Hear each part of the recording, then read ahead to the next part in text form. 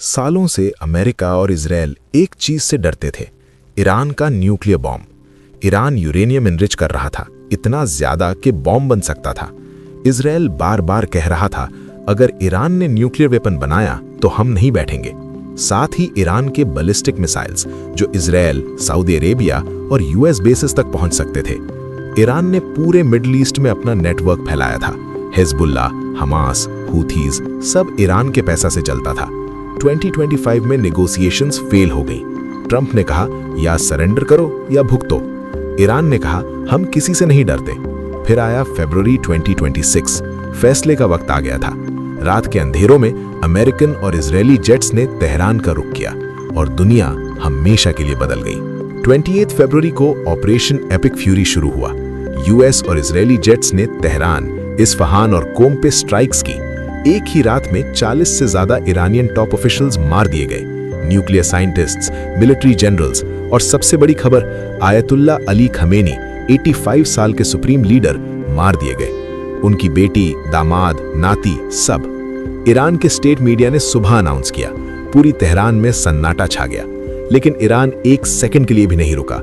उसी रात 500 से ज्यादा बैलिस्टिक मिसाइल्स और 2000 ड्रोन्स दागे। इजराइल पे, यूएस बेसिस पे, दुबई में धमाके हुए, दोहा में सायरन्स बजे, बहरेन में एक ऑयल रिफाइनरी हिट हुई। दुनिया हिल गई। यहीं से इंडिया की मुश्किलें शुरू हुई। सीधा बात करते हैं। इंडिया अपना 85% से ज्यादा तेल बाहर से खरीदता है और उसमें से आधा स्ट्रेट ऑफ हुर्मुज से आता है, वही स्ट्रेट जो अब वॉर जोन में है।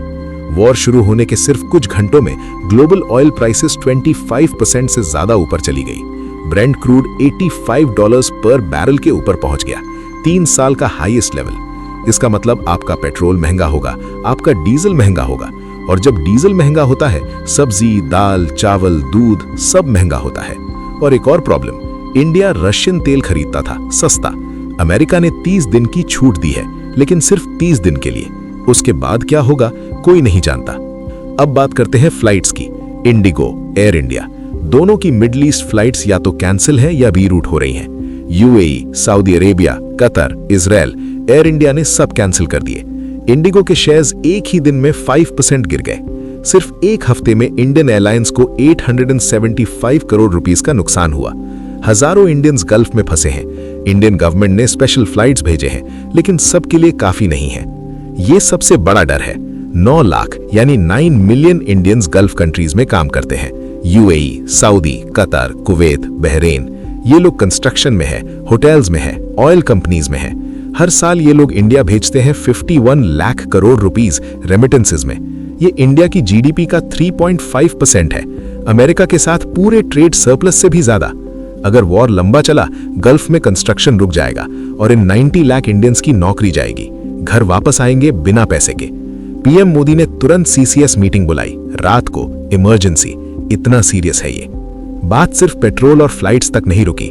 इंडियन स्टॉक मार्केट गिरा, रुपी कमजोर हुआ, फॉरेन इन्वेस्टर्स ने पैसे निकालने शुरू कर दिए। और एक और चीज, इंडिया ईरान को बासमती राइस एक्सपोर्ट करता है। ईरान इंडिया का बासमती का सबसे बड़ा कस्टमर है। 25% एक्सपोर्ट सिर्फ ईरान को जाते हैं। इराक और ईरान मिला के इंडिया की $2 बिलियन की बासमती एक्सपोर्ट होती है हर साल। अब ये सब रुक गया। राइस एक्सपोर्टर्स ने नए कॉन्ट्रैक्ट्स बंद कर दिए। मतलब इंडिया का फार्मर भी मारा, इंडिया का ट्रेडर भी मारा और आम आदमी भी। तो सवाल यह है कि कितना बुरा हो सकता है। अगर वॉर 1-2 हफ्ते में खत्म हो गई, थोड़ी तकलीफ होगी, रिकवर हो जाएंगे। अगर वॉर 4-5 हफ्ते चली, पेट्रोल 120-130 रुपए पर लीटर तक जा सकता है। अगर वॉर 6 महीने से ज्यादा चली, रिसेशन का डर है। अभी ट्रंप ने अनकंडीशनल सरेंडर मांग रखा है। ईरान के नए सुप्रीम लीडर ने कहा, हम सरेंडर नहीं करेंगे। रशिया भी इन्वॉल्व हो गया, चाइना भी क्लोजली देख रहा है। इंडिया ने न्यूट्रलिटी रखी है, क्योंकि इंडिया का ईरान से भी रिश्ता है और अमेरिका से भी। लेकिन दुनिया जल रही है।